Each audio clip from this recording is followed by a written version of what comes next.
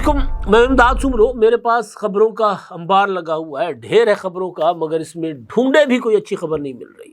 ہر طرف افراتفری، انتشار، مار دھاڑ، قتل و غارت، شہادتیں، ہلاکتیں، اغوا اور تنازعات. یعنی کوئی ایسی خبر جس کو اچھی خبر کر کے پیش کیا جائے نہیں ہے، سوائے اس کے کہ پنجاب میں حکومت ایک بہت بڑی مہم چلانے جا رہی ہے امن عامہ کے حوالے سے. اگر اس میں وہ کامیاب ہوتی ہے تو کم از کم پنجاب ایک پرامن صوبہ بن سکتا ہے. سندھ میں بھی یہ کوششیں کی جا رہی ہیں. ڈاکو اب پیش ہونا شروع ہو گئے، دستبردار ہونا شروع ہو گئے، اسلحہ سرنڈر کرنا شروع ہو گئے ہوئے. لیکن باقی جو دو صوبے ہیں ہمارے، وہاں صورتحال انتہائی دگرگوں ہے، انتہائی خطرناک. بلوچستان ہو یا خیبر پختونخوا. ظاہر ہے جو انسرجنسی ہے ملک میں، خیبر پختونخوا یا بلوچستان میں، وہ صوبائی حکومت سے کہیں زیادہ بڑی ہے. یعنی وہ صرف صوبے کے ڈومین میں نہیں آتی، اس میں وفاقی حکومت، وفاقی وزارت داخلہ کی براہ راست مداخلت ظاہر اس میں ہونی چاہیے امن و امان قائم کرنے کے لیے. لیکن ہمارے وزیر داخلہ صاحب جو ہیں وہ کئی اور تنازعات کا شکار ہو رہے ہیں. ایک بڑا تنازع ان کو گھیرے میں لے چکا ہوا ہے. تو وہ کیا تنازع ہے، اس پر بات ہوگی.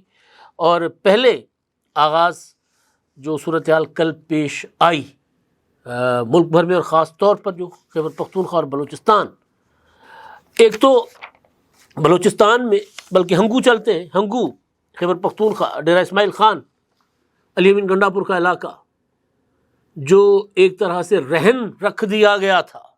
رہن رکھنا سمجھتے ہیں نا، کہ گروی کر دیا گیا تھا کہ جی علی امین گنڈا پور صاحب وزیر اعلیٰ بنیں گے، آپ کے لیے علاقہ آپ کے لیے ہوگا، ان کو کچھ نہ کہیے گا.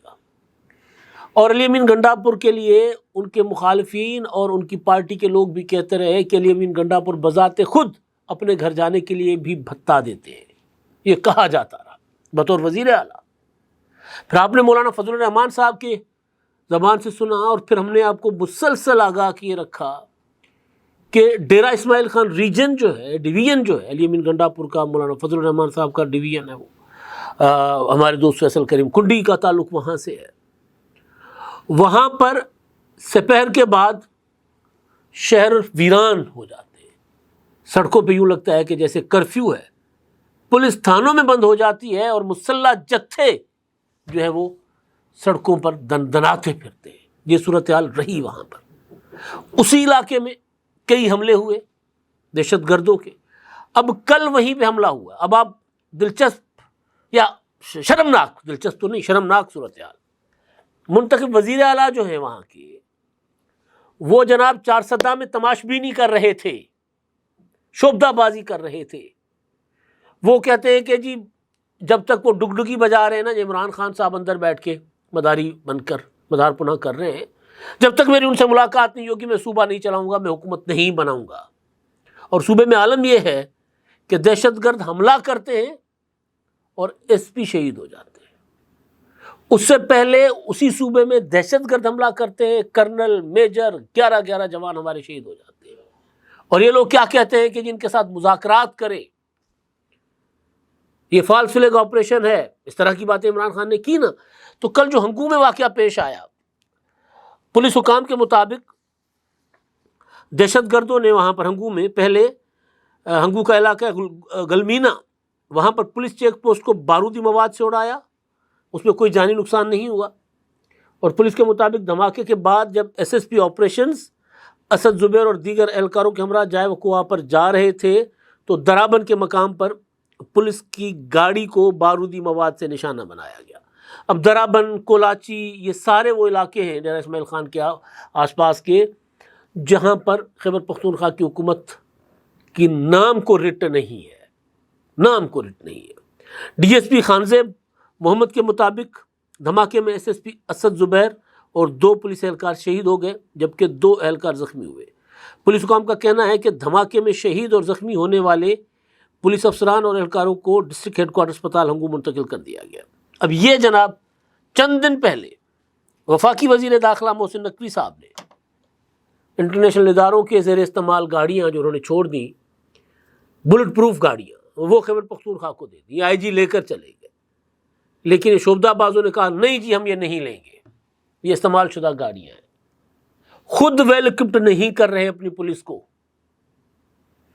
خود پولیس کو دہشت گردوں کے مقابلے میں زیادہ تربیت یافتہ نہیں بنا رہے، زیادہ بہتر اسلحہ نہیں دے رہے، زیادہ بہتر گاڑیاں نہیں دے رہے.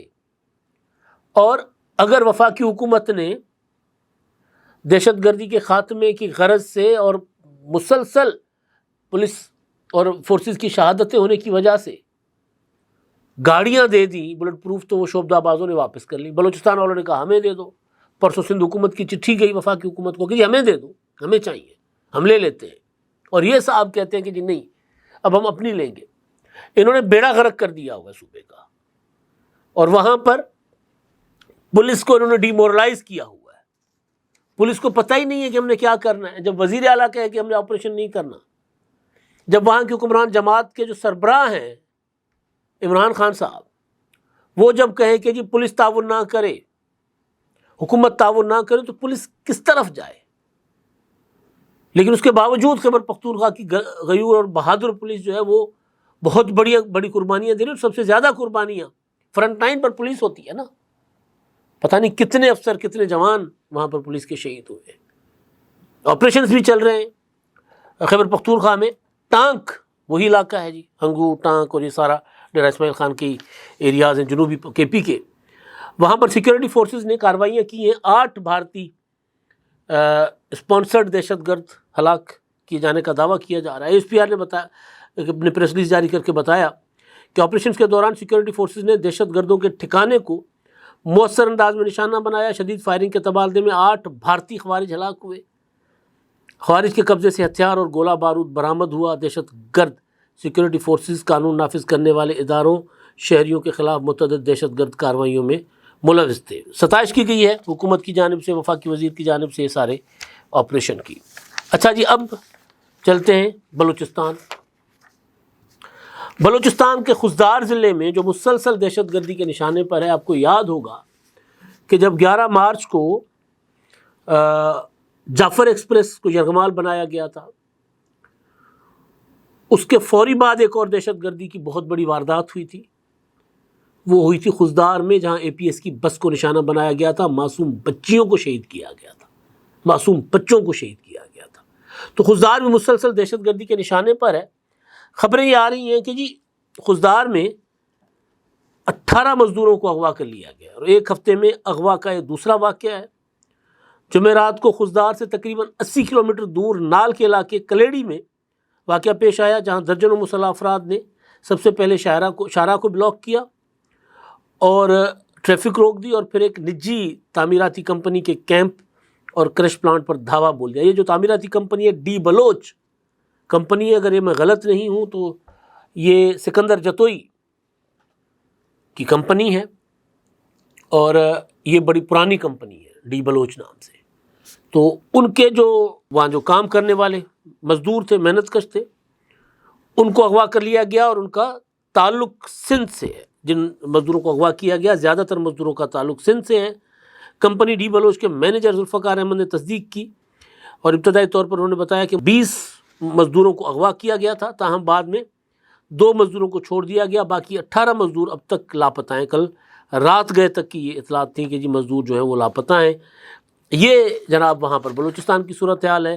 اچھا، اس سے پہلے 9 مزدور اغوا کیے گئے تھے اسی علاقے میں سے. تو ایک ہی ہفتے میں یہ دوسرا بڑا واقعہ. اب یہ صورتحال ہے ملک کی، اور ایسی صورتحال میں ہمارے وزیر داخلہ جو ہیں وہ کچھ اور معاملات کو لے کر تنازعات کا شکار ہو رہے ہیں. اس پر میں بعد میں آتا ہوں.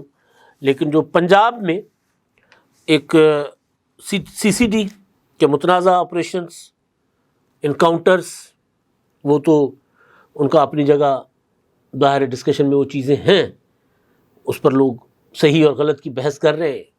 لیکن ایک جو اچھا انیشیٹو پہلے بھی میں نے آپ کو بتایا تھا اس پر، کہ جو اگر آپ نے سوسائٹی کے اندر، سماج کے اندر، معاشرے کے اندر امن و امان قائم کرنا ہے تو اس کے لیے ضروری ہے کہ اسلحے سے پاک کرے معاشرے کو.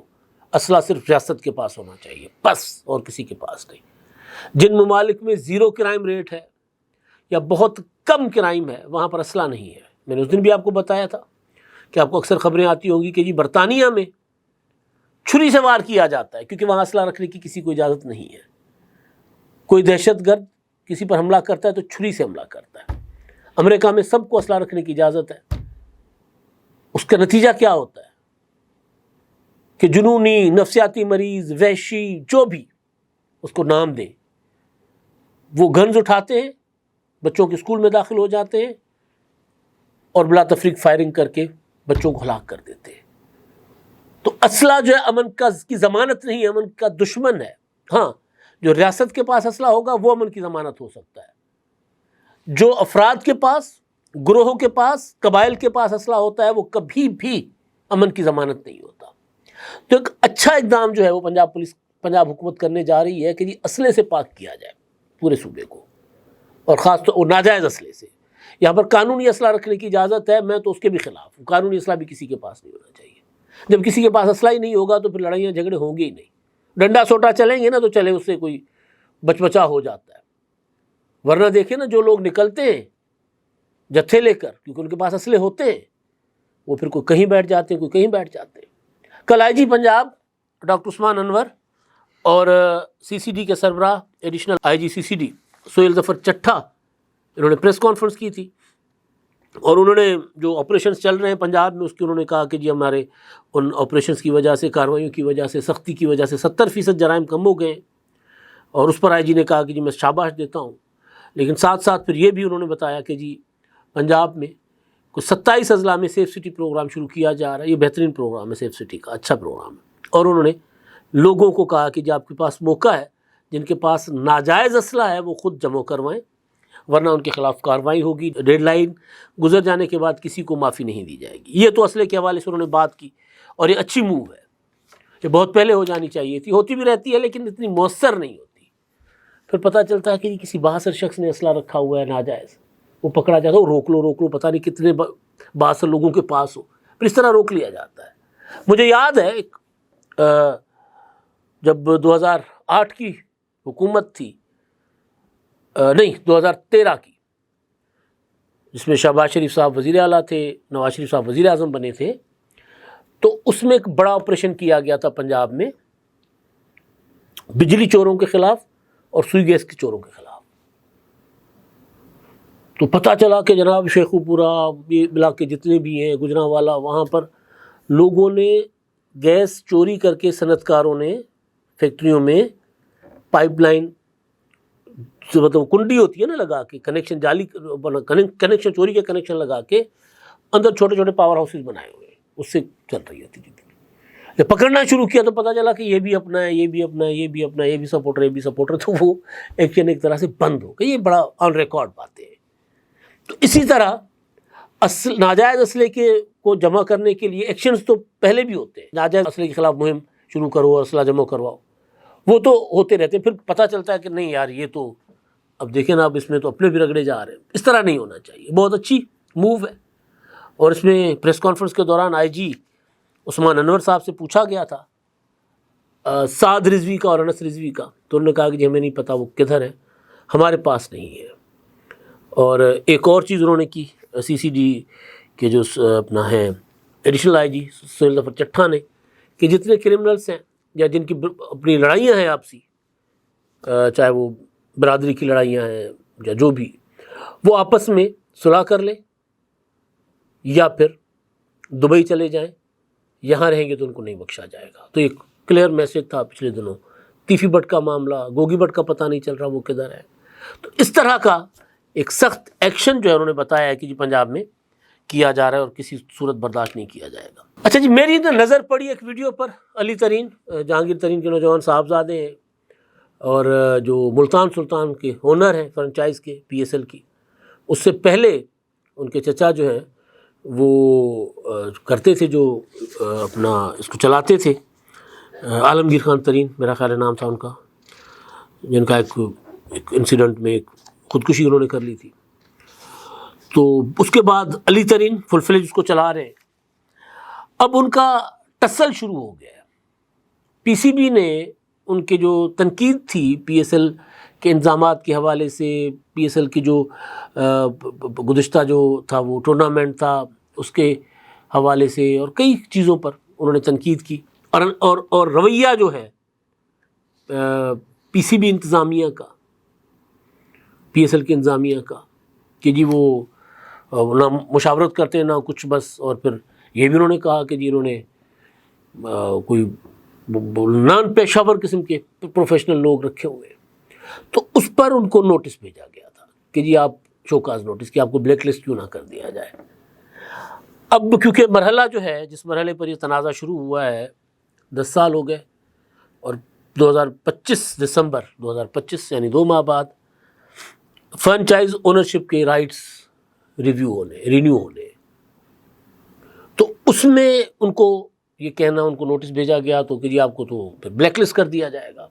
تو غصے میں آ گئے نوجوان ہیں، انہوں نے ایک ویڈیو بیان جاری کر دیا. انہوں نے کہا کہ جی کس چیز کی ان کو کیا معافی مانگ لیں ورنہ آپ کو بلیک لسٹ کر دیا جائے. انہوں نے کس چیز کی معافی مانگوں کہ میں پروفیشنلزم کی بات کرتا ہوں اس پر معافی مانگوں. ایک چیز یہ بھی کہی، انہوں نے کہا کہ جی مجھے آپ بلائیں، بیٹھیں، چائے کی پیالی پلائیں، بسکٹ 2-4 رکھیں، اور جو مسائل ہیں وہ مل بیٹھ کر آپس میں حل کر لیتے ہیں. آپ نے نہ مجھے ای میل کیا، نہ مجھے میسج کیا، نہ مجھے فون کال کی، ٹھوک کے ڈائریکٹ مجھے جو ہے آپ نے کر دیا، کیا کہتے ہیں، شوکاز نوٹس جاری کر دیا PSL انتظامیہ کی جانب سے. تو اس پر انہوں نے کہا کہ جی آپ مجھ سے کہہ رہے ہیں کہ جی میں معافی مانگوں. تو طنزیہ انداز میں انہوں نے کہا کہ جی میں معافی مانگتا ہوں اور چاہتا ہوں کہ PSL مینجمنٹ میں قابل اور پڑھے لکھے لوگ آئیں جو ناممکن ہے. میں معافی مانگتا ہوں کہ میں نے شاندار افتتاحی تقریب پر تنقید کی. طنزیہ انداز میں کہا. میں معافی مانگتا ہوں کہ میں نے ڈرافٹ کے دوران ہونے والی بد انتظامی پر تنقید کی، جو پچھلے جو ڈرافٹ ہوئے تھے. اس طرح کی انہوں نے باتیں کی ہیں. ظاہر ہے PSL انڈر دا امبریلا ہے PCB کے چیئرمین ہیں محسن نقوی صاحب، اور محسن نقوی صاحب اس وقت کئی محاذوں پر وزارت داخلہ، جو میں نے آپ کو سارے ڈیٹیل بتائی کہ ملک کی حالات کیا ہیں، ان کی ذمہ داری، ایشیا کرکٹ کونسل کے بھی وہ سربراہ ہیں، PCB کے بھی وہ سربراہ ہیں. تو آئے دن وہ کسی نہ کسی تنازع کا شکار ہوتے رہتے ہیں. یہ تنازع جہانگیر ترین کی فیملی کے ساتھ ہے، اور ظاہر ہے جہانگیر ترین جو ہے وہ کہیں کوئی کم وزن والے بہرحال شخص نہیں ہے. کسی اور بھی لاگ میں اس پر ڈیٹیل سے بات کی جائے گی، لیکن یہ نیا تنازع ہے اور ظاہر اس سے بچ نہیں پائیں گے محسن نقوی صاحب اگر یہ تنازع زیادہ طول پکڑتا ہے. تو اب تک کے لیے اتنا ہی. اللہ حافظ. کیا آپ ایک بزنس اونر ہیں اور چاہتے ہیں کہ آپ کا برانڈ زیادہ سے زیادہ لوگوں تک پہنچے؟ ہمارے پاس ہے آپ کے لیے ایک بہترین موقع. ہمارے YouTube چینل پر روزانہ ہزاروں لوگ ویڈیوز دیکھتے ہیں. یہ وہی لوگ ہیں جو باخبر، باشعور اور فیصلہ کرنے والے ہیں. اب آپ اپنے بزنس کو براہ راست ہمارے YouTube چینل پر پروموٹ کر سکتے ہیں. پروڈکٹ پلیسمنٹ اور اسپانسرڈ سیگمنٹس کے ذریعے آپ اپنے برانڈ کو لاکھوں پوٹینشیل کسٹمرز تک پہنچا سکتے ہیں. تو دیر کس بات کی؟ آج ہی اپنے بزنس کو نئے لیول پر لے جائیں. For more information, call us 9233 8122 280.